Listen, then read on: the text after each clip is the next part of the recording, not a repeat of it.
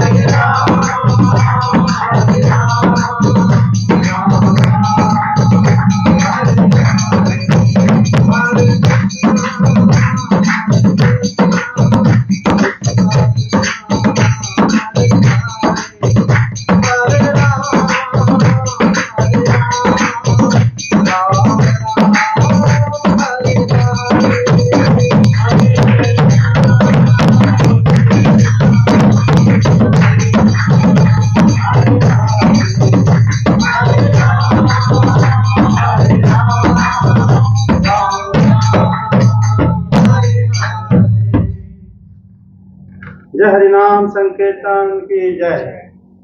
जय श्री कृष्ण चैतन्य प्रभु नित्यानंद श्री अद्वैत गदाधर शिवासादि गौर भक्त वृंद की जय। जय श्री बलदेव, जय श्री सुभद्रा, जय श्री जगन्नाथ, श्री सुदर्शन देव की जय। भक्ति देव तुलसी माता की जय। ग्रंथराज श्रीमद् भागवतम की जय। सभी भक्त वृंद की जय। जय जय श्री राधे श्याम। ओम नमो भगवते वासुदेवाय। ओम नमो भगवते वासुदेवाय। ओम नमो भगवते वासुदेवाय। ओम नमो भगवते वासुदेवाय। ओम नमो भगवते वासुदेवाय। ओम नमो भगवते वासुदेवाय। श्रीमद् भागवतम तृतीय स्कंद तृतीय अध्याय श्लोक संख्या 1। उद्धव उवाच ततः स आगत्य पुरं स्वपितृश्चिकीर्षया संबलदेव संयुता निपात्य तुंगाद्रिपुत यथनाथं हतं व्यकर्षद व्यासुमोजसोरभ्यायम् सन्दीपनेः सोत्कृतं ब्रह्मादित्य सविस्तरं तस्मै प्रदादुरं पुत्रं मृतं पंचजनोदरा समहूता भीष्मककन्यया ये श्रियः सर्व सवर्णेन बुभूषा ये ईशां गन्धर्ववृत्त्या मिशतांशो भागं जह्ने पदं मूर्ध्नि दशत्यो सपर्णा। अनुवाद। भगवान के अन्य लीला चरित्रों का वर्णन उद्धव जी कहते हैं। इसके बाद श्री कृष्ण अपने माता पिता देवकी वसुदेव को सुख पहुंचाने की इच्छा से बलदेव जी के साथ मथुरा पधारे और उन्होंने शत्रु समुदाय के स्वामी कंस को ऊंचे सिंहासन से नीचे पटक कर तथा उसके प्राण लेकर उसकी लाश को बड़े जोर से पृथ्वी पर घसीटा। सांदीपनी मुनि के द्वारा एक बार उच्चारण किए हुए सांगोपांग वेद का अध्ययन करके दक्षिणा स्वरूप उनके मरे हुए पुत्र को पंचजन नामक राक्षस के पेट से यमपुरी से लाकर दे दिया। भीष्मक नंदिनी रुक्मिणी के सौंदर्य से अथवा रुक्मी के बुलाने से जो शिशुपाल और उसके सहायक वहां आए हुए थे, उनके सिर पर पैर रखकर गंधर्व विधि के द्वारा विवाह करने के लिए अपनी नित्य संगी रुक्मिणी को वे वैसे ही हरण कर लाए जैसे गरुण अमृत कलश को ले आए थे। ये श्री उद्धव जी श्री विदुर जी को भागवत श्रवण करा रहे हैं। उद्धव जी ब्रज में वृंदावन में वो अकेले बैठे हुए हैं। विदुर जी जब महाभारत युद्ध हो रहा था उस समय वो उसको हस्तिनापुर को छोड़ के वो तीर्थ याटन में चले गए थे विदुर जी। लेकिन वो कुछ दिन बाद ये सुने कि वो महाभारत युद्ध हुआ है और सब लोग मर गए हैं। और उन्होंने जब ये सुना विदुर जी सारे उनके रिश्तेदारियों को उन्होंने पिंडदान भी दिए और उसके बाद वो पुनः हस्तिनापुर नहीं आए लेकिन वो वृंदावन आए। उस समय महात्मा उद्धव जी के साथ उनका मुलाकात हुआ। उद्धव जी से उन्होंने प्रश्न करे श्री कृष्ण के बारे में, क्योंकि इधर तो हस्तिनापुर में युधिष्ठिर महाराज राज कर रहे थे। विदुर जी को आश्वस्त हुआ कि कम से कम एक भक्त राजा के रूप में वहां रह रहे हैं। लेकिन उस समय उन्होंने श्री हरि के बारे में प्रश्न करे कि भगवान अब क्या कर रहे हैं। उनको सारे भक्तों के बारे में प्रश्न करे कि भक्त कैसे हैं, मतलब गद, सांब, जाम्बवती नंदन सांब, श्री प्रद्युम्न कैसे हैं, अनिरुद्ध जी कैसे हैं, श्री वसुदेव श्री देवकी कैसे हैं, ये सब प्रश्न करने लगे। अर्जुन जी कैसे हैं, भीमसेन कैसे हैं, नकुल सहदेव कैसे हैं, युधिष्ठिर महाराज कैसे हैं। मतलब श्री कृष्ण के बारे में पूछने के लिए इन लोगों के बारे में पूछ रहे थे। अगर भक्त अच्छे से रह रहे होंगे तो भगवान निश्चित रूप से अच्छे से अभी विराजमान कर रहे होंगे। अगर भक्त नहीं रह रहे हैं, भक्त अगर दुखी हैं या कुछ है, तब श्री कृष्ण के संबंध इनको जो प्रश्न था वो उनको समझ में आ जाएगा कि हुआ क्या है। तो जैसे ही उद्धव जी को उन्होंने प्रश्न करे, उद्धव जी ध्यानस्थ होकर वो श्री कृष्ण की याद में श्री कृष्ण के धाम चले गए। उद्धव जी उस समय उद्धव जी जब वहां से फिर वापस आए, फिर जाके आंखें खोल के उन्होंने विदुर जी को उत्तर देना शुरू करे थे। पहले उन्होंने भगवान श्री कृष्ण के लीला सब गान करे थे, ये हम पहले अध्ययन कर चुके हैं, सुबह क्लास करें। आज उद्धव जी आगे की चरित्र बता रहे हैं। ये श्लोक में जो बता रहे हैं कि ततः स सपित्रो चिकीर्षितुम पुरम आगत्य, वो कह रहे हैं कि उनके पिता माता श्री देवकी श्री वसुदेव को उनके कल्याण करने के लिए, उनको प्रसन्न करने के लिए मथुरापुर आए। तो भगवान मथुरापुरी आने के पीछे कारण यही था कि उन्होंने अपने पिता माता को प्रसन्न करना चाहते थे।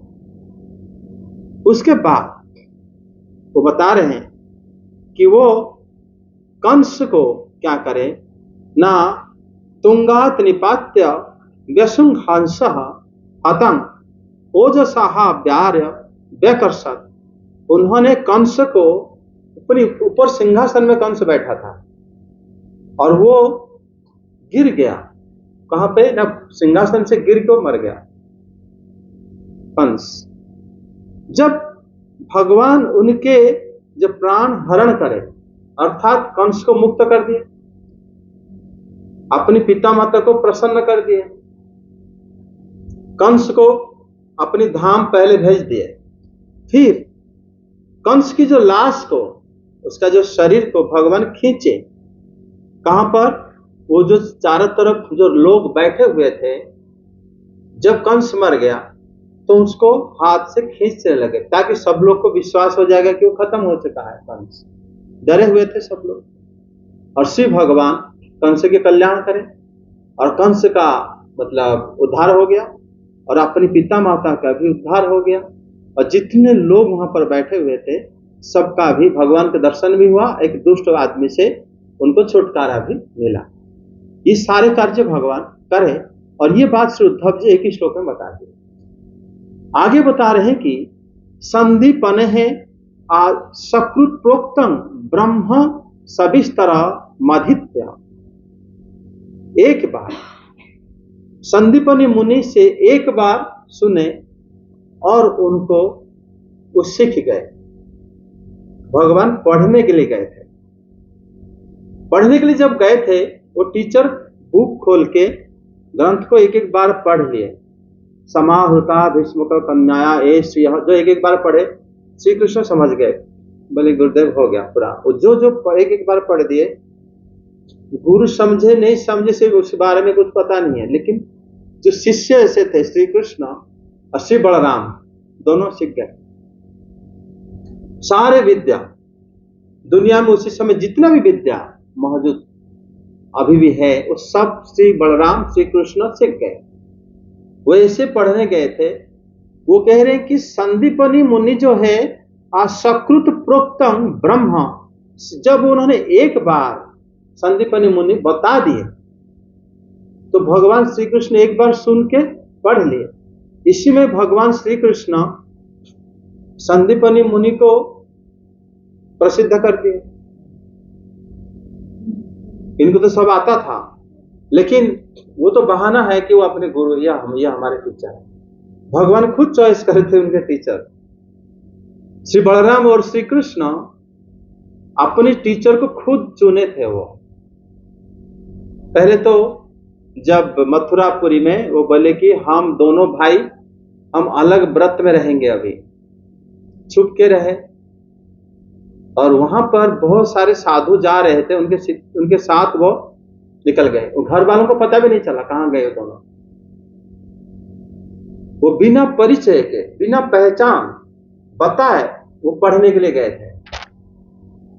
जबकि उस समय महर्षि गर्ग मथुरा में उपस्थित थे, महर्षि सांडिल्य ब्रज में उपस्थित थे, लेकिन श्री हरि, श्री बलराम किसी से वो पढ़ाई नहीं करे। वो गए सांदीपनि मुनि के पास, भगवान की लीला। और सांदीपनि मुनि जो पूरा वेद वृक्ष के, जो जिस कहते हैं ना पूरा वेद वृक्ष की जो फल है, वो सांदीपनि मुनि उसी को ही जत्न सहकार रखे थे। और उसको श्री बलराम और श्री कृष्ण उसी को ही, उनको जाके उन्हीं को ही मतलब पढ़ाई दे दिए कि ये हमारे गुरु हैं और इन्हीं से हम सब कुछ सीखे। तभी श्री उद्धव जी कह रहे हैं कि उन्होंने एक बार सुने अपने गुरु से, सब सीख गए, श्री बलराम और श्री कृष्ण। और गुरु को दक्षिणा भी दिए। और दक्षिणा दिए वो जो पुत्र उनका काफी दिन पहले खत्म हो गया था, उस पुत्र को यमपुरी से लाकर उनके सामने रख दिए। मतलब श्री भगवान गुरु भी अपने चॉइस करे, गुरु को भी उद्धार करे, उन गुरु को भी मतलब गुरु को भी प्रसिद्ध कर दिए भगवान, ये हमारे गुरु हैं। और यम लोग भगवान श्री बलराम को बिठा के रथ चला के गए। जैसे यमपुरी में भगवान घूमने लगे, रथ को ऐसे घुमा के लेके गए। यमपुरी में 4 द्वार है, पूर्व द्वार, पश्चिम द्वार, उत्तर द्वार, दक्षिण द्वार। दक्षिण द्वार, पूर्व द्वार से सब देवता आते हैं, उत्तर द्वार से सब पुण्यात्मा, जो लोग आदमी लोग पुण्य करते हैं वो आते हैं। और यमराज के साथ कोई देवता बात करने चाहते हैं तो पूर्व द्वार से आते हैं। मोक्षकामी जो लोग वो भी आते हैं पश्चिम द्वार से, लेकिन वो वहां पर ठहराव वो रहते नहीं, थोड़ी देर रहने के बाद चले जाते हैं। लेकिन पापी लोग दक्षिण द्वार से आते हैं। लेकिन श्री कृष्ण जब रथ हाँक रहे थे, वो ऐसे नरक कुंड के होते हुए चले गए ऊपर ऊपर। सब लोग, नरक का कुंड जो है सब शीतल हो गया। जो लोग दंड पा रहे थे, दंड जो दे रहे थे, वो सब बंद हो गया। वो समझ नहीं पाए इसे हो कैसे रहा है। और सबको उद्धार कर दिए, सब वहां से, इसके सब आपका जितने पाप वगैरह खत्म सब आज से। श्री बलराम और श्री कृष्ण आए, सबको उद्धार करे अपने गुरु पुत्र को, उनमें से जिसका सिर्फ सूक्ष्म शरीर विद्यमान था, जो समय वो जिसने जितने हाइट में था, जैसा रंग था, जैसे उसके बाल थे, बिल्कुल ऐसे बनाया गया उसको। एवं उसको लेके भगवान रथ में बिठा के लेके आ रहे। कोई मरने के बाद किसी का शरीर जब जल गया, दोबारा वो आएगा कभी? नहीं आएगा। लेकिन भगवान लेके, मतलब यहां पर इस लीला में श्री उद्धव जी कह रहे हैं कि ये भागवत श्री उद्धव जी कह रहे हैं, आगे यही लीला श्री सुखदेव गोस्वामी पाद 10वें स्कंद में कहेंगे। उद्धव जी के भागवत ये जो बता रहे हैं, वो भक्त हैं और वो कह रहे हैं कि वो मतलब वो राक्षस की पेट से पहले पंचजन्य राक्षस को भगवान उद्धार करें और उसको शंख बनाए।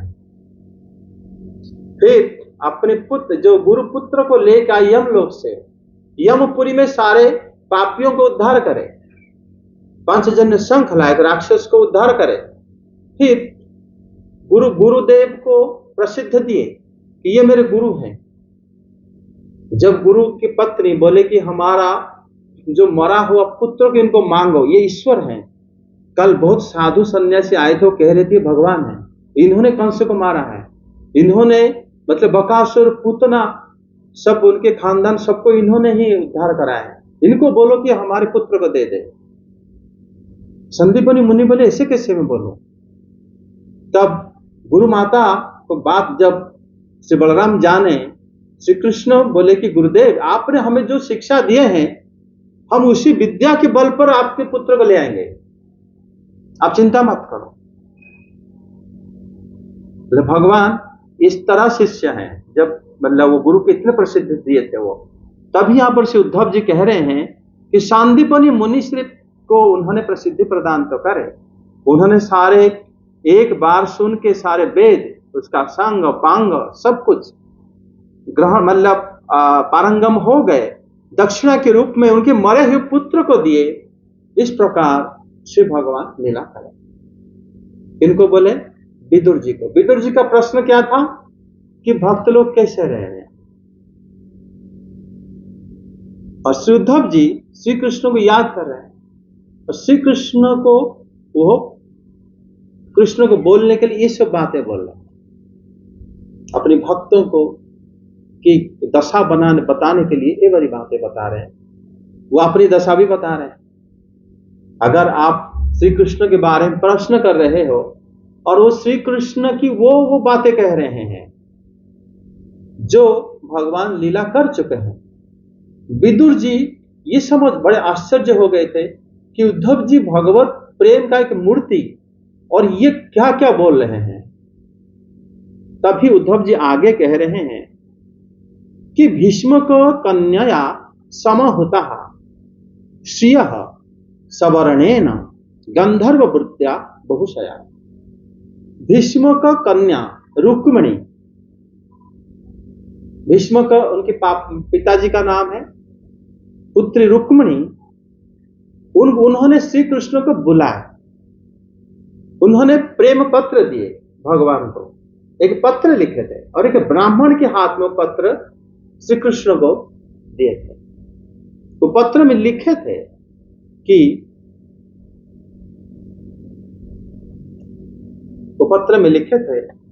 उसमें भागवत ग्रुप में टाइम डाल दो, और मैसेज आ रहा है कि टाइम नहीं पता हमारे घर में। हाँ पूछ रहे, टाइम पूछ रहे। हाँ जय जगन्नाथ। तो उसमें जब उन्होंने जब रुक्मिणी माता भगवान को पत्र लिखती है, रुक्मिणी माता के जो गुण, उनकी जो रूप इस प्रकार थी, भीष्मक उनके जो पिता वो बड़ा आश्चर्य में पड़ गए थे कि ये इस तरह कन्या को मैं किसको शादी कराऊं, किसको दूं, इनका उपयुक्त वर कौन हो सकता है। साक्षात लक्ष्मी देवी है वो। उनको जब उन्होंने भीष्मक नंदिनी के रूप में वहां पर प्रकट हुए माता, तो वो माता स्वयं क्या करे, भगवान श्री कृष्ण को पत्र लिखे, आपके बारे में मैं श्री नारद जी से सुना।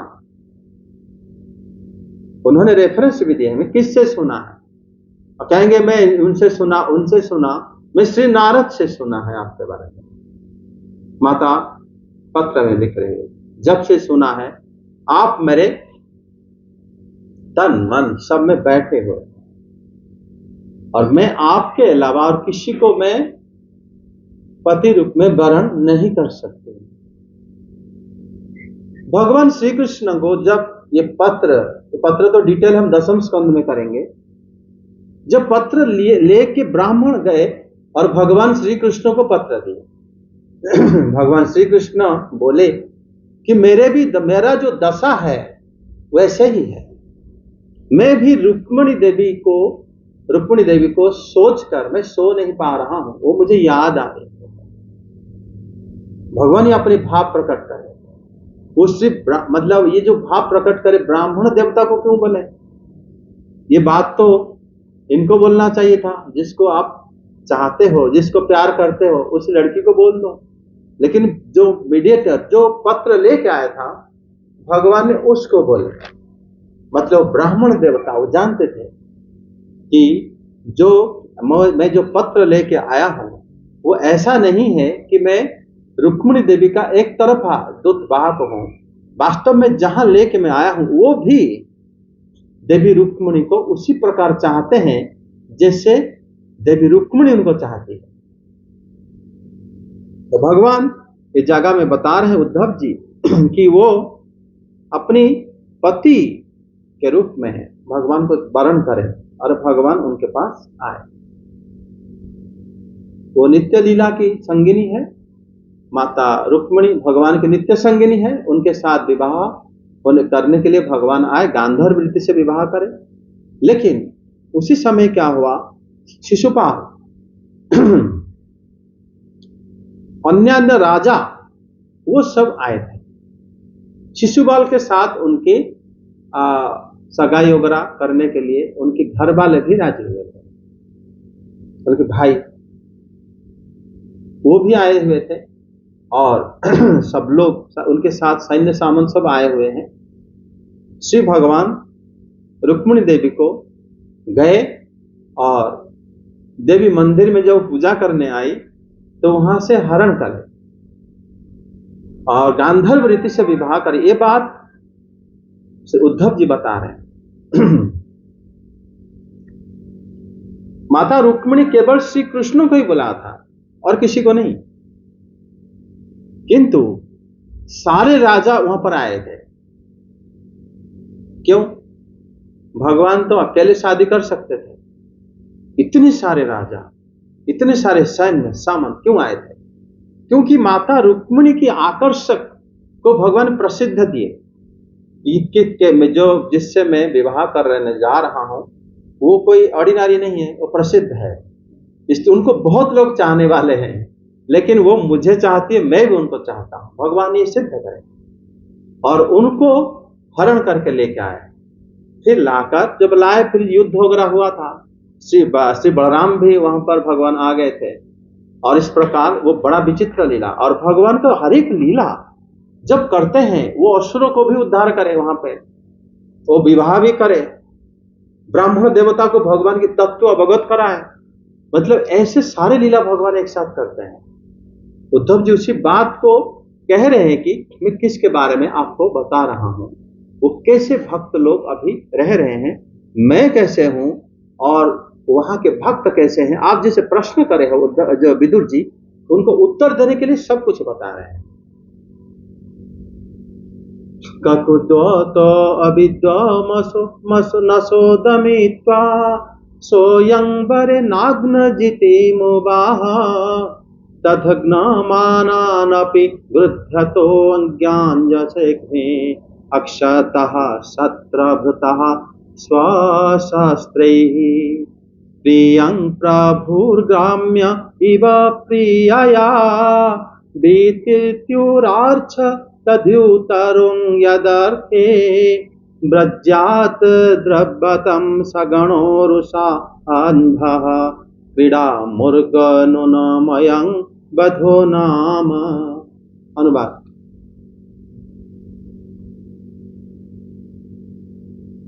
स्वयंवर में 7 बिना नथे हुए बैलों को नाथ कर नग्नजिति सत्या से विवाह किया।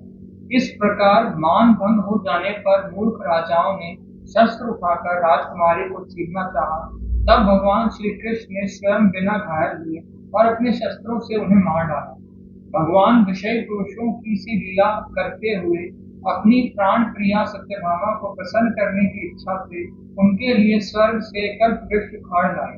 उस समय इंद्र ने क्रोध से अंधे होकर अपने सैनिकों सहित उन पर आक्रमण कर दिया, क्योंकि वह निश्चय ही अपनी स्त्रियों का क्रीड़ा मृग बना हुआ है।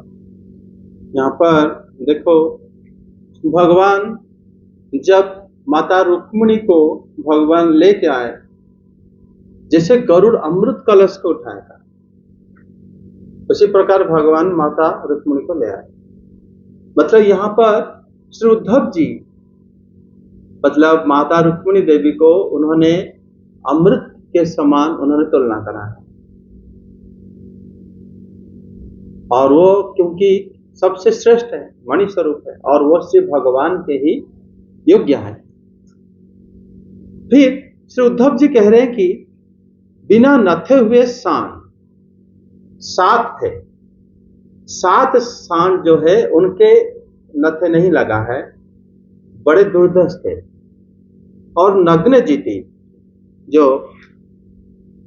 नग्नजिति जो है सत्या, उनके जो उनसे विवाह करने के लिए नग्नजिति की जो स्वयंवर में जब सत्या देवी, वो भी भगवान की 8 पटरानियों में से एक है ना, उनके साथ जो विवाह करने भगवान गए, उनके पिता शर्त रखे थे कि जो ये 7 बैलों को एक आदमी जो उनको क्या करे, दमन कर ले, पकड़ ले या बांध दे, तो वो मेरे पुत्री से शादी करेगा। बाहुबली मूवी देखा होगा आप लोगों ने। बाहुबली में जो बाहुबली क्या करा, एक सांड को पकड़ के ऐसे कर दिया था, देखा ना, वो तो मूवी है, एनिमेशन है। श्री कृष्ण क्या करे, कोई भी एक कितना भी शक्तिशाली 7 बैल को कैसे करेगा। भगवान क्या करे, उनके पिता ऐसा शर्त क्यों रखे थे, क्योंकि उनके पुत्री, उनकी जो लड़की बड़ा विलक्षण थी, वो माता लक्ष्मी देवी है, वो माता की मतलब भगवान की जो 8 पटरानी है उनमें से एक थी। उनका भी गुण बड़ा मतलब विलक्षण थे। भगवान श्री कृष्ण के वो ही उपयुक्त थी, और उनके पिता को पता चला कि मेरे लड़की के साथ जो भी शादी करेगा वो ऐसा एक शक्तिशाली पुरुष होना चाहिए, उसका पहचान यही है। जैसे जनक राजा माता सीता को जो बचपन में उन्होंने देखे, तब उन्होंने शर्त बनाए कि शिव धनुष को जो भी तोड़ेगा वो मेरे पुत्री से शादी करेंगे वो।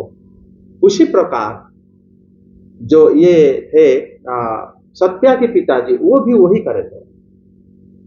7 तो 10 बैल थे, और श्री हरि साथ जब उनका निमंत्रण आया कि सारे राजा, जो राजा जिसके पास शक्ति हो और जो 7 बैलों को मतलब दमन कर सकता है, वो आए, निमंत्रण स्वीकार है मतलब करे, और आकर मेरी पुत्री से विवाह करे। और सत्या जो है मतलब बहुत सुंदर थी। सारे राजा उनको पाने के लिए मतलब आ गए थे। फिर सोचे अगर कोई भी राजा नहीं कर पाया तो फिर हम आपस में लड़के जो योद्धा को उसको ले लेंगे, उनका शर्त ही बेकार है, कोई तो मान नहीं मतलब कोई तो उसको पूरा नहीं कर सकता।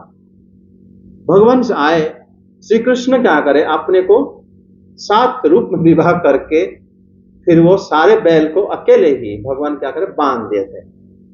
कोई कहेगा ये तो चीटिंग है, ये तो अपने आप ऐसे कर लिए। भाई कोई अगर योग शक्ति आके अपने आप करे, तभी वो लोग क्या करे, भगवान के साथ लड़ने आ गए कि हमसे लड़के दिखाओ। और श्री भगवान के कोई भी क्षत हुए बिना, ये बात मतलब उद्धव जी बता रहे हैं कि अतद भग्न मानान अपि शस्त्रभूता, भगवान के शरीर में एक खरोच तक भी नहीं आया, लेकिन वो सारे राजा जो भी लड़ रहे थे बड़े आसानी से उनको भगवान ने हरा के फिर विवाह करके उनको घर लेके आ गए। भगवान के हर एक विवाह जो है, शादी हुआ, देखो यहाँ पर जितने राजा से भगवान लड़े उन लोगों को भगवान उद्धार करे और लीला इस प्रकार विस्तार करे। जो बैल थे वो भी बड़ा भाग्यशाली थे, भगवान उनको पकड़ के उनके साथ खेले और अपनी जो पत्नी, अपनी जो उनकी अंश रूपा थी सत्या देवी से विवाह भी करे, सारे भक्तों को लीला को दिखाए। तो भगवान इस प्रकार मतलब लीला करते थे, जो उद्धव जी कह रहे हैं कि ऐसे ही उन्होंने क्या करे ना, भगवान सब प्रकार लीला करके उनको ग्रहण करे थे। उसके बाद कहते हैं प्रभु प्रिया ग्राम्य इव प्रियं विधिष्टु हो। यद्यपि भगवान स्वतंत्र है, फिर भी वो क्या करे, अपनी पत्नी सत्यभामा जी को प्रसन्न करने के लिए वो परम स्वतंत्र है, कोई नियम के अधीन नहीं है। भगवान कहे अपनी पत्नी बोला इसलिए आप वहां से किसी के घर से, किसी के बगीचे से उखाड़ के ले आओगे। अब उल्टा समझाना चाहिए ना कि ऐसे मतलब वस्तु मत मांगा करो। अगर आपकी पत्नी कहेगा कि पड़ोस के घर में एक वस्तु मुझे चाहिए, आप जाओगे सीधा उठा के ले आओगे? नहीं ना, आप समझाओगे उनको। लेकिन भगवान जब उनकी पत्नी बोले कि मुझे ये वाला चाहिए, ये क्योंकि ये फूल जो है उसका बड़ी खुशबूदार है, और जो इच्छा रखो उसी प्रकार खुशबू आती है, और फूल कभी मुरझाता नहीं है, और वो फूल का रूप, उसका जो कलर, उसका एक प्रकार की नहीं है, प्रत्यय बदलता भी है। साइज भी एक जैसा नहीं है, बड़ा छोटा हो सकता है। जब हम व्यवहार करें, जब उनको कहेंगे अभी जरूरत नहीं खोल दो, वो जाके वृक्ष में लग जाता है, वो वेस्ट भी नहीं होता। ये वृक्ष मुझे चाहिए। श्री भगवान विराट रूप में जगत की सृष्टि करें और सारे वस्तु उनका है, उनके बहिरंगा शक्ति से सब वस्तु निकले हुए। तो उनकी पत्नी जब मांगा, भगवान इंद्रदेव को पूछने की जरूरत ही नहीं पड़ा, उनका है इसलिए उठा के ले आए। समझे कि नहीं? ये सारे वस्तु हम कहेंगे कि घर के मालिक कहेंगे ये सब मेरा है, लेकिन जगन्नाथ जी का ये सब मेरा है। क्यों? क्योंकि है उनका नाम जगन्नाथ है। वो इसको खरीद के ना लाने पर भी वो तो उनका है। वो उन्होंने क्या करे, उठा के ले आए। और इंद्रदेव इस समय देखो, इंद्रदेव के लिए उन्होंने कहे हैं कि इंद्रदेव जो है अयं बधुनाम क्रीड़ा मुर्गः, इंद्रदेव उनकी पत्नी का है, सची देवी उनकी पत्नी कहे कि ये जो वृक्ष हम जाने नहीं देना चाहिए, आप युद्ध करो। तो इंद्रदेव श्री कृष्ण के साथ युद्ध करे और वो भूल भी कहे कि मैं किसी के साथ लड़ने के आया गया। जबकि इंद्रदेव देवता हैं, जब भगवान प्रकट नहीं हुए थे, देवकी माता के गर्भ में थे, तब इंद्रदेव प्रार्थना करने के लिए गए थे। जब श्री भगवान मतलब गोवर्धन पर्वत उठाए थे, उसी समय भी इंद्र देवता गए थे, बारिश करे थे, फिर जाके भगवान को माफी मांग के आए थे। फिर अब उनकी पत्नी ने बोला नहीं, इनसे युद्ध करो और ले लो। ये मृत्यु लोक से आए हैं, मरते लोक में रहते हैं, द्वारका नगरी समुद्र में रहते हैं, इनको आप लड़ नहीं सकते, आप देवराज हो, इंद्र हो, जाओ। तो फिर वो आके लड़ाई करे, हार गए और सब लोग हार गए। जब हार गए, जब उनके जितने सारे जो थे सैनिक वो रोके भगवान श्री कृष्ण को, तब भगवान श्री कृष्ण बोले कि मेरी प्रिया ने बोले और ये फूल मैं लेके जा रहा हूं।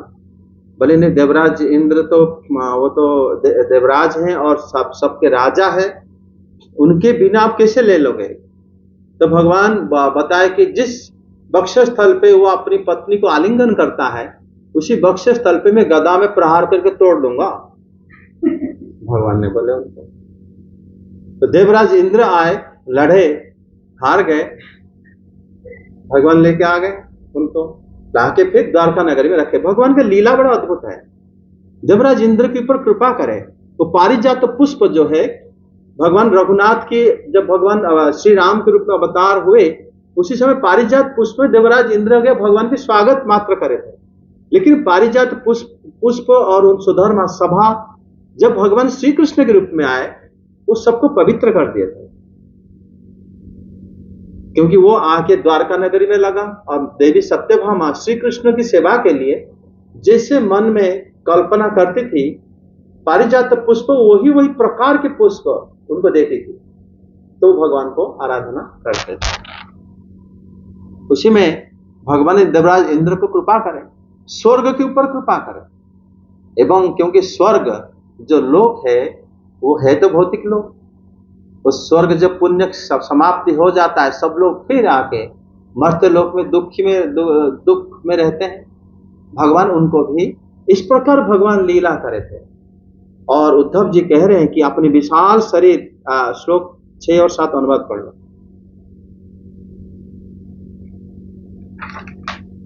अपने विशाल डील से आकाश को भी ढक देने वाले अपने पुत्र भौमासुर को भगवान के हाथ से मरा हुआ देखकर पृथ्वी ने जब उनसे प्रार्थना की, तब उन्होंने भौमासुर के पुत्र भगदत्त को उसका बचा हुआ राज्य देकर उसके अंतःपुर में प्रवेश किया। वहां भौमासुर द्वारा हरकर लाई हुई बहुत सी राजकन्याएं थी। वे दीन बंधु श्री कृष्णचंद्र को देखते ही खड़ी हो गई और सबने महान हर्ष, लज्जा एवं प्रेम पूर्ण चितवन से तत्काल ही भगवान को पति रूप में वर्ण कर लिया। भगवान देखो कितने दयालु हैं और उनकी लीला कैसे हैं। उद्धव जी देखो कि अपनी किस प्रकार वर्णन कर रहे हैं। उनके हर एक श्लोक में उद्धव जी यहाँ पर भगवान की कृपा को वर्णन कर रहे हैं। वो कह रहे हैं कि भौमासुर, भौमासुर जब वो इतने विशाल का शरीर था, और भौमासुर मतलब एक बड़ा सा दुर्ग में रहता था। भौमासुर जब रावण था तभी भौमासुर था। भगवान श्री राम के अवतार में भगवान भौमासुर को वध नहीं करे।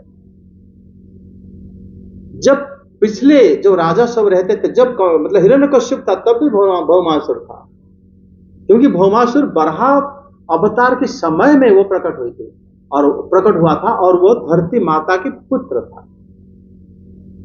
लेकिन वो असुर प्रवृत्ति लोगों से क्या करा था ना, संगति कर करके वो एक दुर्ग में अकेला रहता था, अजय था वो। और भगवान श्री कृष्ण उनके पास गए।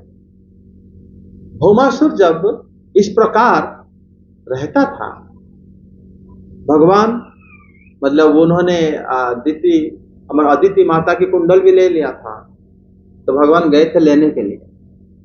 और जब गए थे उनके साथ युद्ध हुआ था, उसी समय भगवान सत्यभामा देवी को लेके गए थे। कोई लड़ने जाए तो अपनी वाइफ को लेके जाएगा कहीं? भगवान श्री कृष्ण गरुड़ के पीठ पे सत्यभामा देवी को बिठा रहे और गए, बोले चलो। उसके पीछे कारण है, क्योंकि सत्यभामा देवी जो है पृथ्वी माता की मूल रूप है। भूदेवी का मूल रूप है सत्यभामा माता देवी। सत्यभामा जब भगवान युद्ध करे, तो भगवान जब युद्ध करने लगे सारंग धनुष से, गदा शंख चक्र, उसी समय उनको भगवान 4 हाथ प्रकट कर दिए। 2 हाथ था और 2 हाथ। सत्यभामा देवी देखे कि 4 हाथ प्रकट कर लिए भगवान, वो तो मुस्कुराने लगे कि भगवान कैसे लड़ रहे हैं। तो भगवान लड़े अकेले, उतने सारे असुर थे, और प्लस भौमासुर को उन्होंने युद्ध कर रहे हैं। तभी सत्यभामा देवी ने कहा कि प्रभु इसको वध क्यों नहीं कर देते। तो भगवान जब यहां पर लिखा है ना कि अपने पुत्र को युद्ध में चक्र द्वारा मारे हुए भूदेवी द्वारा ही जब प्रार्थना किया गया, तब ने भगवान उनको मारे। जब सत्यभामा देवी बोले कि प्रभु इसको वध कर दो, तब उन्होंने मार दिया। उसके बाद भगवान ने उनकी जो पुत्र था भगदत्त, उसको राज्य उसके नाम में प्रदान कर दे कि तुम आज से यहां पर राजा बनो। लेकिन भौमासुर अनेक राजाओं के 16,100 लड़कियों को, कन्याओं को लाके बंदी बना के रखा था, किसी यज्ञ आदि करने के लिए, आहुति देने के लिए, पता नहीं कुछ ऐसे। वो भागवत 10वें स्कंद में इस बारे में हम अच्छे से चर्चा करेंगे। लेकिन यहां पर जब वो अन्य अनेक राजाओं की कन्या थे, उनको लाके उन्होंने बंदी बना के रखा था। जब बंधन मुक्त हो गए, अगर वो छोड़ भी देंगे, वो कहां जाएंगे? क्या वो कन्या अगर अपने घर जाएंगे, कोई उनको रखेगा कि तुम इतने दिन असुर के घर में रहे, तुम यहां पर क्यों आ गए? हम कैसे तुम्हें विवाह कराएंगे? कैसे तुम कहां रहोगे? पिता माता के लिए बड़े बोझा है। तो उन्होंने क्या करे, श्री नारद उनको पहले आकर उनको भगवान श्री कृष्ण के गुणों के बारे में उनको बताए थे कि वही आर्तबंधु है यहां पर। इसलिए उद्धव जी भी वही शब्द व्यवहार करे हैं कि नरदेव कन्या आर्तबंधुम हरिम दृष्टवा। जब वो लोग देखे कि ये आर्तबंधु है, जो दुखियारी है, उन्हीं के मित्र है ये श्री कृष्ण, तब उन्होंने खड़े हो गए सब लोग। भगवान सारे कन्या उनका किस हालत में रह रहे होंगे वहां पे, उस समय जब खड़े हो गए, तब उन्होंने भगवान को उसी रूप में उन्होंने चाहा कि आप ही हमें ग्रहण कर सकते और तो कोई हमें नहीं ले सकता। तब भगवान श्री हरि को देख के जब खड़े हो गए, तब श्री भगवान की दृष्टि जब उनके ऊपर पड़ा, तब उनके अंदर वो भाव आया कि ये लोग वास्तव में देव कन्याएं थी पहले, और अष्टवक्र मुनि के जो उनको थोड़ा श्राप था, तो इसी वजह से वो लोग कभी उनको जब देखे, वो भाव उनके प्रकट हो गया। तो उन्होंने क्या करे ना, लज्जा प्रेम पूर्वक श्री भगवान को दर्शन करे। तब श्री भगवान के प्रति के वो पति रूप में उनको वर्ण कर दे, ये वर्ण करे। और भगवान वैसे हैं जे यथा माम प्रपद्यन्ते तां तथैव भजामि, भगवान ही उनको ग्रहण करेंगे। ऐसे ही पति रूप में जैसे वर्ण करे। तब आगे 4 श्लोक पढ़ लो। तब भगवान ने अपनी निज शक्ति योग माया से उन ललनाओं के अनुरूप उतने ही रूप धारण कर उन सबका अलग अलग महलों में एक ही मुहूर्त में विधिवत पानी ग्रहण किया। अपनी लीला का विस्तार करने के लिए उन्होंने उनमें से प्रत्येक के गर्भ से सभी गुणों में अपने ही समान 10-10 पुत्र उत्पन्न किए। जब काल यमन, जरासंध और शाल आदि ने अपनी सेनाओं से मथुरा और द्वारकापुरी को घेरा था, तब भगवान ने निज जनों को अपनी अलौकिक शक्ति देकर उन्हें स्वयं मरवाया था। देखो यहाँ पर कह रहे हैं कि भगवान एकस्मिन् मुहूर्ते आसंयोषितां पाणिं सविधाम सो माया अनुरूपम नागारागेषु विग्रहे। एक मुहूर्त में सबके साथ भगवान शादी करें, विवाह करें। एक मुहूर्त, ये बात उद्धव जी को कैसे पता चला कि एक मुहूर्त में सब एक साथ पानी ग्रहण करे भगवान? क्योंकि उद्धव जी भी हरेक विवाह में उपस्थित थे। जैसे श्री वसुदेव श्री देवकी भी अपनी पुत्र की विवाह देखने के लिए इच्छा प्रत्यक्त करे थे, वो उतने विस्तार हो गए थे और ये भी उतने विस्तार हो गए थे उद्धव जी। आप जानते हो, जब हम लोग सुखदेव गोस्वामी को प्रणाम करते हैं, तं सर्वभूत हृदय मुनि मानत अस्मि, सुखदेव गोस्वामी सबके हृदय में है, उनको प्रणाम। उनके सुत गोस्वामी ने प्रार्थना करें, भक्त भगवान, जैसे भगवान सर्वत्र रहते हैं, भक्त भी सर्वत्र रहते हैं। उद्धव जी को पता है, तभी उन्होंने बोले कि एक मुहूर्त में, एक मुहूर्त होता है ना कि इस मुहूर्त में पानी ग्रहण होता है, भगवान सबके साथ एक साथ विवाह करे थे एक मुहूर्त में। और कैसे ना, वो अपनी माया द्वारा अनेक गृह में अनेक रूप को धारण करके एक ही मुहूर्त में उन्होंने पानी ग्रहण किया। और हर एक पत्नी को जैसे भगवान की स्वरूप उनको पसंद है, भगवान उसी रूप में उनके साथ विवाह करे थे। और उन्होंने ये भी बताए हैं, भगवान ने क्या करे, प्रकृते है बहुशया तासु एकैकस्यां सर्वत्र आत्मतुल्यानि 10 उपत्यानि अजनयत्। 10 पुत्र, हर एक रानी हर एक पत्नी को 10 पुत्र प्रदान करे थे भगवान, विवाह करें और एक एक कन्या भी प्रदान करे थे। अपनी कन्या को विवाह भी भगवान कराए थे। लेकिन यहां पर उद्धव जी कह रहे हैं कि वो सर्वत्र आत्मतुल्यानि, जैसे अपना गुण है उसी प्रकार गुण का उन्होंने पुत्र प्रदान करे थे। भगवान तो निर्गुण है, तो अपने जैसे गुण भगवान फिर कैसे प्रदान करें पुत्र को? आत्मतुल्यानि शब्द का अर्थ होता है भगवान जैसे दिखते थे उनके पुत्र वैसे दिखते थे। स्वरूप भगवान जैसे चलते, जैसे बोलते थे, जैसे युद्ध करते थे, उनके पुत्र, ये जो गुण हम लोग को दिखता था, जो गुण भक्तों को दिखता था, वही गुण उनके पुत्र में देखने लगा। लेकिन भगवान की जो निर्गुणता है, उसके अलावा भी भगवान के गुण है। जितने गुण भगवान दिखाते हैं उससे अलावा भी भगवान के पास और गुण है, अनंत शक्ति है। वो गुण का अंश उनके पुत्र नहीं थे। लेकिन आत्मतुल्य यानी जितना गुण उसी समय प्रकट था, भक्तों को दिखता था, उतने गुण में उनके पुत्र लोग सब, ये देखो श्री कृष्ण के पुत्र है, श्री प्रद्युम्न है, भगवान के जैसे दिखते हैं। जैसे भगवान युद्ध कड़ा कौशल है, उनके पास भी ऐसे है। भगवान जैसे चलते हैं उनके पुत्र ऐसे चलते हैं। ये गुण, ऐसे गुण के पुत्र उन्होंने प्रदान करे थे। जगन्नाथ जी के गुण तो अनंत है, अनंत जो गुण है उनका, वो गुण के अंश उनके पुत्र नहीं थे। लेकिन आत्मतुल्य ने जो गुण उद्धव जी देख पा रहे थे, जो गुण सारे भक्त देख पा रहे थे, उन्हीं प्रकार के गुण के पुत्र वो लोग थे, उनके पुत्र। उनकी कन्या। ठीक है, उसके बाद बताते हैं कि जब काल यवन जरासंध शल्य आदि अपनी सेना द्वारा मथुरापुरी को घेर लिया, तब भगवान ने अपने लोगों को अपना दिव्य तेज प्रदान करके स्वयं ही उन सबको मार दिया। तो यहाँ पर भगवान ने क्या करे, वो कह रहे हैं कि स्वपुंसंग दिव्य तेज। देखो विदुर जी का प्रश्न था, भीमसेन जी कैसे हैं, अर्जुन जी कैसे हैं, ये उसको उत्तर दे रहे हैं कि वही अर्जुन जी और भीमसेन जी को अपनी तेज प्रदान करके ये असुरों को मार दिया।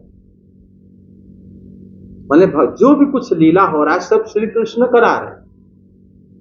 ठीक है, फिर आगे कह रहे हैं कि संबरासुर, द्विविध, बाणासुर, मूर, बलबल, दंतवक्र आदि इनमें भगवान ने स्वयं मारा, उसको मरवाया दूसरों से, लेकिन उन्होंने ही करा सब कुछ। श्लोक 12 से पढ़ो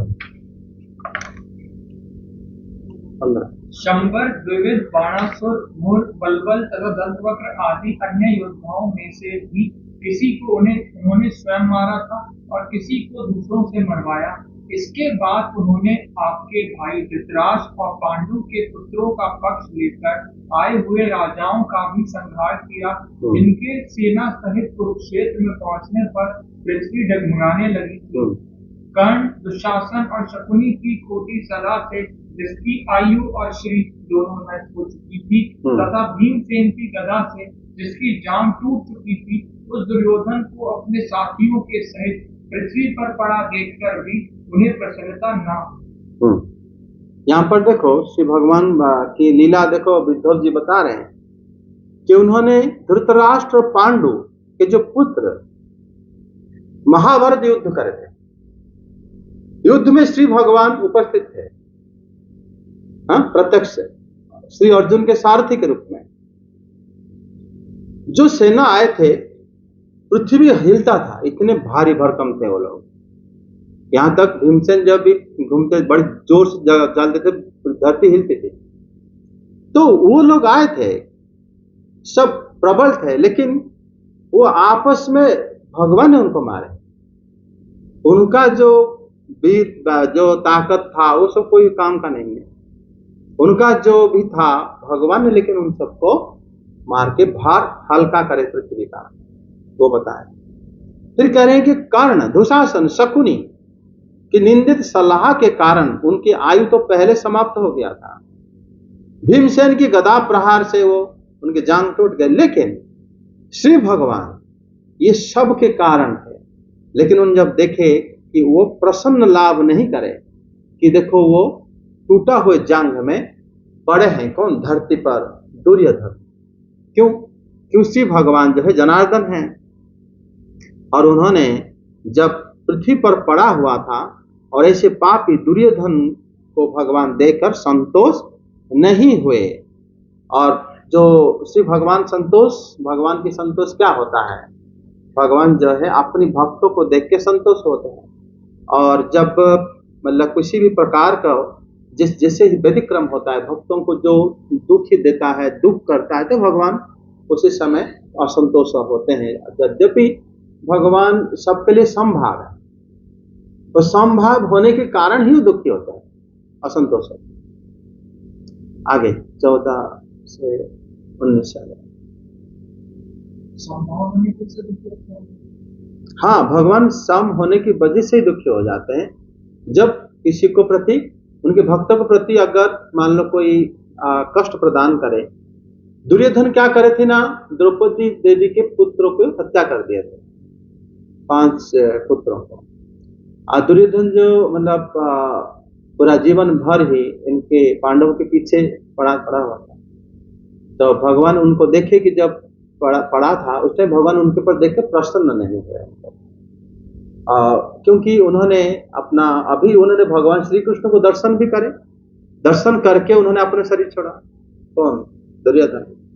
मन में ध्यान करते, कारण सब लोग जब आके लीला करते हैं, जैसे उद्धव जी पिछले अध्याय बोले कि असुरों को मैं तो भगवान के भक्त मानता हूं, क्योंकि वो भगवान को दर्शन भी करते हैं, भले शत्रुता करते हैं, और भगवान को याद करके शरीर भी छोड़ देते हैं।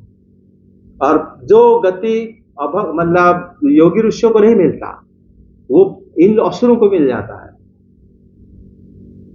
आगे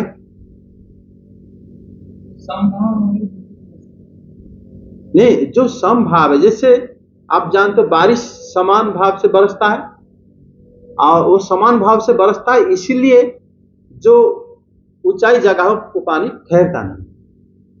अगर विषम भाव में बरसता तो वहां पर गीला हो सकता था।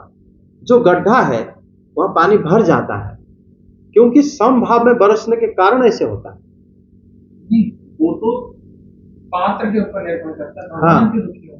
नहीं, भगवान सम है, समान है, इसीलिए इनको जब देखते हैं कि इस प्रकार रहते हैं, ये जो उद्धव जी बताए हैं कि भगवान दुखी हैं, उनको देखकर कभी बताए ना वो कि असायनम सुधयनं पश्यन् न नंदता न ननंदा, वो देखकर प्रसन्न नहीं हुए, आनंद नहीं हुए थे। हाँ, मतलब दुखी नहीं हुए, आनंद नहीं हुए थे वो। हाँ, ये भी कह सकते हैं, दुखी नहीं, वो आनंद नहीं हुए। वो अनुवाद में लिख देते हैं भगवान प्रसन्न न, मतलब आनंद नहीं हुए थे दुर्योधन को देखकर। तो ये संभाव है। हाँ, आगे वे सोचने लगे, यदि द्रोण, भीष्म, अर्जुन और भीमसेन के द्वारा इस 18 अक्षौहिणी सेना का विपुल संहार हो भी गया, तो इससे पृथ्वी का कितना भार हल्का हुआ। अभी तो मेरे अंश रूप प्रद्युम्न आदि के बल से बड़े हुए यादवों का दुस्सह दल बना ही हुआ है। जब ये मधुपान से मतवाले वो लाल लाल आंखें करके आपस में लड़ने लगेंगे, तब उससे ही इनका नाश होगा। इसके सिवा और कोई उपाय नहीं है। असल में मेरे संकल्प करने पर ये स्वयं ही अंतर्धान हो जाएंगे। यहाँ पर श्री भगवान बता रहे हैं कि श्री भगवान ने सोचा, ये बात उद्धव जी कह रहे हैं, यद द्रोणो भीष्म अर्जुन भीमा मूलैहि अष्टादशाक्षौहिणीकः भुव भारः कियान् क्षपितः मदै अंश यदूनाम दुर्विशरं बलं आस्ते। 18 अक्षौहिणी सेना नाश हो गए, लेकिन उसमें पृथ्वी की भार कितना कम हुआ। लेकिन मेरे अंश जो यादव यहां पर अभी भी जीवित हैं, तो उससे भी तो भार और बनी हुई है, उससे भी भार है पृथ्वी पर। तभी बता रहे हैं कि जब ये मधुपान के कारण क्या करेंगे, आपस में कलह करके लड़ेंगे, तब उनका विनाश हो सकता है, अन्यथा मेरे संकल्प करने पर वो स्वयं विनाश हो जाएंगे। ये बड़े गुण है। भगवान पहले तो जैसे आप अपने घर में सफाई कर रहे हो, ठीक है, सारा चीज घर में फंक्शन हुआ था और सब लोग आए थे और घर के सारे सामान बाहर पड़ा है। जब सब साफ सफाई कर रहे हो, सारे जो चीज, कचरा को बाहर फेंक दिया, घर साफ हो गया। लेकिन कचरा को फेंकते फेंकते आपके घर में जो आपके गहने हैं, सोने का हार, अंगूठी, माला सब पहने थे, वो भी तो पड़ा है, क्या उसको लिए कचरा फेंकोगे? लेकिन उसको भी सफाई करना पड़ता है। घर में उसका जगह नहीं है, उसके जगह है तिजोरी में, अलमारी के अंदर हम रखते हैं पैसे, गहना, हार, सोने चांदी सब। भगवान ने जब यहां पर एक श्लोक में दो बात उद्धव जी बताया, एक तो सेना जो नाश कर दिए, उनका शरीर चला गया और वो कूड़े मतलब जैसे गंदगी की तरह साफ हो गए। लेकिन जो अपने लोग थे, यादव, भगवान जगन्नाथ को मतलब बोलते हैं यादवपति बोलते हैं, यदुपति बोलते हैं, वो कहते हैं कि जब वो लोग, तो भगवान बोले ये भी एक भार है। उसी प्रकार जैसे आप घर की सफाई करते समय आप अपनी सोने चांदी को भी साफ करते हो, उसको लेके सुरक्षित जगह में रख देते हो, उसको भी हम बाहर नहीं रख सकते। उसी प्रकार अपने लोगों को, यादव लोगों को, वो कहे कि ये लोग धरती में रहेंगे कैसे, मैं तो नहीं रहूंगा, मैं तो अंतर्धान हो जाऊंगा, इनको भी अच्छे से मेरे धाम में रखाना पड़ेगा। तभी भगवान ने उनको अपने लोग में रखे। ये बात उद्धव जी भी बोले हैं, पहले भी बोले थे, प्रथम स्कंद में भी था और आगे एकादश स्कंद में भी आएगा ये बात। तभी यहां पर कहे कि ये जब तक हट नहीं जाते। और ये जब मैं संकल्प करूंगा तब चले जाएंगे, नहीं तो आपस में जब कलह करेंगे तो वो चले जाएंगे। आपस में लड़ेंगे मतलब आप उनको ना तो यमराज उनको काल मतलब उनकी उम्र उनका आयु हरण कर सकता है, ना कोई देवता उनको के साथ लड़ सकता है। वो तो यादव है, वो भगवान की तरह ही थे, प्राकृतिक रूप से उनका मृत्यु नहीं होगी, तो सब अमर है। उनमें तो कुछ लोग ऐसे थे जो वैकुंठ से आए थे। जब भगवान जो उनके काल यवन के साथ युद्ध कर जरासंध के साथ युद्ध कर रहे थे, उनके रथ उनके सारथी वो तो वैकुंठ से सीधा आए थे। फिर वो आके द्वारका में रहने लगे थे, खा पी के जैसे इंसान रहते हैं। वो फिर कैसे यमराज उनको कैसे मार देंगे? वैकुंठ से भी लोग बहुत थे, कहां पे ना द्वारका नगरी में, तो कैसे मर जाएंगे वो?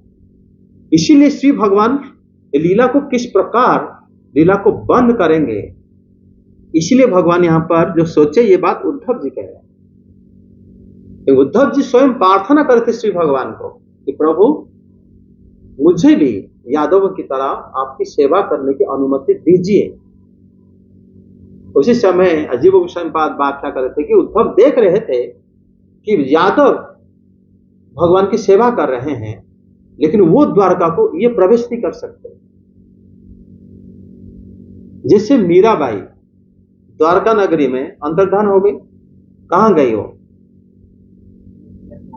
नित्य द्वारका में गए। वो द्वारका हम जा सकते हैं, जब भगवान चाहेंगे तब जा सकते हैं। इसलिए उद्धव जी उनको प्रार्थना कर रहे थे, और भगवान ने बोले कि उद्धव जी ये मेरे ज्ञान जो है और धरती में कोई ग्रहण करने वाला योग्य नहीं है, आपको रहना होगा। तब ये ज्ञान को जब वितरण करोगे तब फिर आप मेरे धाम पर आओगे। अंतर्धान लीला बड़ा विचित्र लीला है और बड़ा गुह्य लीला है। भक्त कैसे नित्य धाम में प्रवेश कर जाते हैं, वही वृंदावन में हम लोग जाते हैं, अरे इतना भीड़ है, रोड है, मंदिर है और हमेशा दिखता है, लेकिन उसी के अंदर भक्त अंतर्धान अंदर चले जाते हैं वृंदावन में और दिखते नहीं किसी को। वो नित्य वृंदावन में प्रवेश कर जाते हैं, जैसे मीराबाई प्रवेश करे थे द्वारका नगरी में। तो वो नजर, वो दिव्य ज्ञान भक्तों को ही प्राप्त होता है, तभी वो उद्धार हो जाते हैं, वो मुक्त भी हो जाते हैं। वो किसी में भय नहीं करते किसी को, समझे? तो इसी बात को यहां पर इस श्लोक में भगवान ने बोले हैं, या तो मेरे संकल्प से मई उद्यते अंतर्धते स्वयं स्म, अगर मैं चाहूंगा तो वो हो जाएंगे, नहीं तो आपस में वो हो जाएंगे, अन्यथा कोई रास्ता नहीं। एकादश स्कंद में इस बारे में भी हम चर्चा करेंगे। अभी तो तृतीय स्कंद है, इसलिए इस बारे में इतना ही रखेंगे। हरे कृष्णा। कोई क्वेश्चन है तो डिस्कस कर।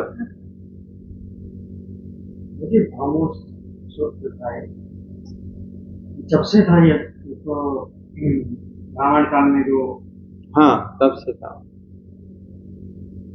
उससे भी पहले था। हाँ वो किसी के साथ मतलब आके बाहर युद्ध नहीं करता था ना, युद्ध नहीं करता नहीं, तभी तो रावण भी वहां गया भी नहीं, जाता तो हार के आता। वो रावण वगैरह उनको जीत नहीं पाते। भगवान जो लीला करते हैं, लीला करते हैं। हिरण्याक्ष जब वध हुआ उसके बाद भौमासुर प्रकट हो गया था। जब हिरण्यकश्यप था तो भौमासुर था, लेकिन तब भी उनसे उन्होंने वैसे ही अपनी दुर्ग में रहता था वो।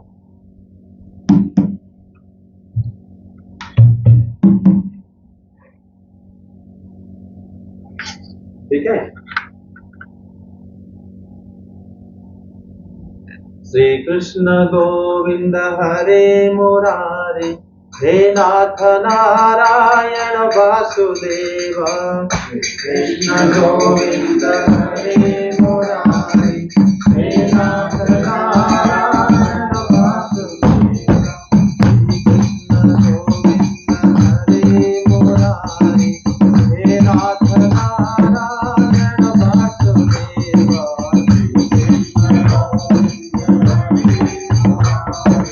हे नाथ नारायण वासुदेव।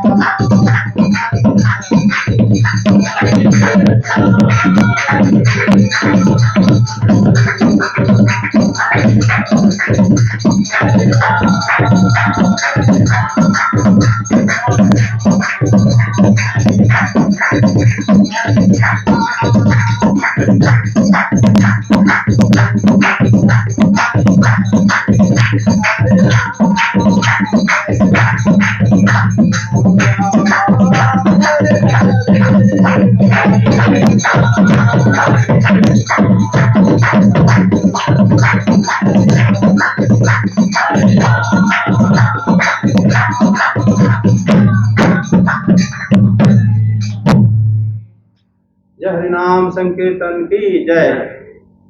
जय श्री कृष्ण चैतन्य श्री प्रभु नित्यानंद श्री अद्वैत गदाधर शिवासादि गौर भक्तवृंद की जय।